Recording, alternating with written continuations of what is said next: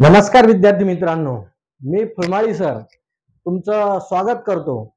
आता बघा, ज्या वेळेस आपण स्पर्धा परीक्षा करत आहोत त्यावेळेस आपल्यासाठी ट्रिक ही अतिशय महत्त्वाची आहे। कारण आपल्याला काही ट्रिक्स महत्त्वाचे आहेत। ज्या वेळेस तुम्ही ITI असो, डिप्लोमा असो का इंजिनियर असो, म्हणजे ITI वरच्या पोस्ट असो, डिप्लोमाचे JEE असो, AE असो, की ज्या वेळेस तुम्ही अभ्यास करत असता त्यावेळेस तुमच्यासाठी कॉम्पिटिटिव्ह एक्झाम करत असताना ट्रिक तुम्हाला येणं गरजेचं आहे। ट्रिक मुळे काय होतं बघा, जर तुम्हाला ट्रिक माहित असेल तर तुम्ही इझिली तिथं सॉल्व्ह करू शकता, नाही तर कन्फ्यूज होऊन तुमचं उत्तर चुकू शकतं। त्याच्यामुळे बघा, ज्या वेळेस आपण डीसी मोटर शिकतो आणि डीसी मोटर शिकत असताना त्याच्यात आपण बघतो डीसी मोटरचे प्रकार बघतो की DC series motor, DC shunt motor आणि कंपाऊंड मोटर, अशा मोटरचे प्रकार बघतो। ह्या तीन मोटर आपल्यासाठी महत्त्वाच्या आहेत। परंतु ज्यावेळेस मोटर बघत असतो त्यावेळेस परीक्षेमध्ये आपल्याला कॉम्पिटिटिव्ह एक्झाम मध्ये मोटरचं जर ऍप्लिकेशन विचारलं तर आपल्याला काय कंपाऊंड मोटरचं ऍप्लिकेशन, सिरीज मोटरचं ऍप्लिकेशन, शंट मोटरचे ऍप्लिकेशन, भरपूर ऍप्लिकेशन असतात। याचे काय असतात, भरपूर ऍप्लिकेशन असतात। त्याच्यामुळं काय होतं, इथे ऍप्लिकेशन हे भरपूर असल्यामुळं काय होऊन जातं, तिथे आपल्याला परीक्षेमध्ये आपला क्वेश्चन हा चुकून जात असतो। त्याच्यामुळे आपला कोणताही प्रश्न चुकू नये परीक्षेमध्ये, त्याच्यामुळे आपल्याला व्यवस्थित ट्रिक नुसार ऍप्लिकेशन माहित असणं गरजेचं आहे। तर बघा, सगळ्यात पहिले आपण बघू डीसी सिरीज मोटरचे ऍप्लिकेशन। आता डीसी सिरीज मोटरचे सुद्धा भरपूर ऍप्लिकेशन आहेत, परंतु आपल्याला एक्झॅक्टली परीक्षेमध्ये जर विचारलं की which of the following is a application of compound motor, किंवा मग तुम्हाला जर विचारलं की कन्व्हेयर साठी कोणती मोटर वापरली जाते, तर आपण भरपूर ऍप्लिकेशन वाचलेले असतात आणि वेळेवर आपण तिथं कन्फ्यूज होऊन जातो। त्याच्यामुळे आपल्याकडे जर ट्रिक असेल तर ट्रिकनं आपण ते इझिली सॉल्व्ह करू शकतो। त्याच्यामुळे आपण आता इथे ट्रिक घेणार आहोत। तुम्हाला जर अशाच नवीन ट्रिक लागत असतील तर चॅनलला एकदा लाईक आणि सबस्क्राईब करून घ्या आणि जास्तीत जास्त विद्यार्थ्यांपर्यंत हा व्हिडिओ तुम्ही शेअर करायचा आहे। बघा, सगळ्यात पहिले आपण डीसी सिरीज मोटरचे ऍप्लिकेशन जर बघितले तर सगळ्यात पोट लक्षात ठेवायचं की EHT CCTV। काय लक्षात ठेवायचं, EHT आपल्याला व्होल्टेज माहिती आहे, LT HT EHT हे व्होल्टेज माहिती आहे, तर कसं लक्षात ठेवायचं आपल्याला EHT आणि CCTV। जर असं लक्षात ठेवलं तुम्ही तर ही तुमची ट्रिक आहे। तर ई म्हणजे काय, तर इथं तुम्ही लक्षात घेऊ शकता इलिव्हेटर। काय आहे ई म्हणजे काय, इलिव्हेटर। तर इलिव्हेटरला सिरीज मोटर वापरली जाते।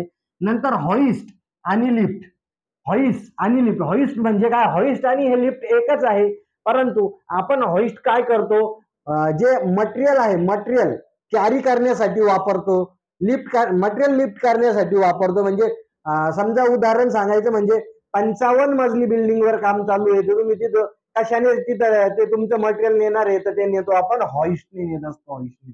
त्याच्यामुळे हॉइस्ट आणि लिफ्ट लक्षात ठेवायचं। इथं ट्रॅक्शन, इलेक्ट्रिकल ट्रॅक्शन, सी म्हणजे इथं क्रेन आहे, हे सी म्हणजे कन्व्हेयर आहे, हे टी म्हणजे ट्रॉली आहे। ट्रॉली म्हणजे काय, तर इलेक्ट्रिकल ट्रेनच आहे ती एका प्रकारची, परंतु ती जुन्या काळातली 600 डीसी व्होल्टेजवर वापरणारी ट्रॉली, म्हणजे एकच बोगी असायची त्याला, ती ट्रॉली आहे। तर हे तुम्ही ऍप्लिकेशन लक्षात ठेवायचे, EHT CCTV हे लक्षात ठेवलं तुम्ही की automatic elevator, hoist, traction, crane, conveyor आणि ट्रॉली हे तुमच्या 100% तुम्हाला इथं लक्षात राहील आणि तुमचा परीक्षेमध्ये क्वेश्चन चुकणार नाही। त्याच्यामुळं सगळ्यांनी ट्रिक नुसार हे लक्षात घ्यायचं आहे। नंतर बघा, जर आपण बघितलं तर कंपाऊंड मोटरची ऍप्लिकेशन। आता कोणत्या मोटरची ऍप्लिकेशन बघतोय आपण, कंपाऊंड डीसी कंपाऊंड मोटर। आता डीसी कंपाऊंड मोटरचं काय लक्षात ठेवायचं तुम्ही, स्प्रे, SPRE स्प्रे म्हणतो ना आपण याला, तर स्प्रे लक्षात ठेवायचा, डीसी कंपाऊंड मोटरचा स्प्रे। स्प्रे म्हणजे काय, तर इथं बघा एस म्हणजे इथं काय आहे, शेअर्स आहे, नंतर पी म्हणजे पंच आहे, आर म्हणजे काय तर रोलिंग मिल मध्ये आहे, आणि ई म्हणजे काय तर इलिव्हेटर मध्ये आहे। तर हे तुम्ही लक्षात ठेवायचे आहे। आपल्याला काय करायचं आहे, शंट मोटरचे आपल्याला लक्षात ठेवायची गरज नाहीये, कारण आपण सिरीज मोटरचे लक्षात ठेवले, आपल्याला माहिती आहे, आपण कंपाऊंड मोटरचे लक्षात ठेवले। आता आपल्याला शंट मोटर राहिलेले जे संपूर्ण आहेत ते संपूर्ण कशाचे आहे, शंट मोटरचे। आणि असं जर ट्रिकनं तुम्ही जर अभ्यास करत राहिला तर नक्कीच तुम्हाला स्पर्धा परीक्षेमध्ये यश मिळेल आणि तुम्ही याचा फायदा जर करून घेतला तर तुम्हाला एकही प्रश्न चुकणार नाही. कारण एक प्रश्न चुकला तर सिलेक्शन होऊ पण तुमचं होण्यापासून रोखू सुद्धा शकतं आणि जर तुमचं एक क्वेश्चन बरोबर आला तर सिलेक्शन सुद्धा तिथं होऊ शकतं. त्याच्यामुळे हे व्यवस्थित तुम्ही ट्रिकनुसार अभ्यास करायचा आहे आणि अशाच ज्या तुम्हाला ट्रिक लागत असतील, जे येईचे विद्यार्थी असतील, जेईचे विद्यार्थी असतील, ITIचे विद्यार्थी असतील, इलेक्ट्रिकल ते कोणत्याही क्षेत्रात जर विद्यार्थी असतील तर त्यांनी काय करायचं आहे, चॅनलला लाईक आणि सबस्क्राईब करायचं आहे. इथून तुम्हाला संपूर्ण ट्रिक्स मिळतील. नवीन नवीन ज्या जाहिराती येत आहेत किंवा ज्या जागा निघतायत गव्हर्नमेंट डिपार्टमेंटला, त्यात झेडपीचे असो, PWDचे असो, रेल्वेचे असो, MECB म्हटलं तर आपण पारेषणच्या म्हणू, म्हणजे ट्रान्सकोच्या म्हणू, डिस्कॉमच्या म्हणू, जनकोच्या किंवा कोणत्याही ठिकाणी जर जागा निघत असतील तर तिथे तुम्हाला त्याची माहिती इथे कळविण्यात येईल. तरी सर्व विद्यार्थ्यांनी काय करायचं, एकदा चॅनलला लाईक आणि सबस्क्राईब करायला विसरायचं नाहीये. तरी सगळ्यांनी अभ्यास करायचा. Okay, thank you.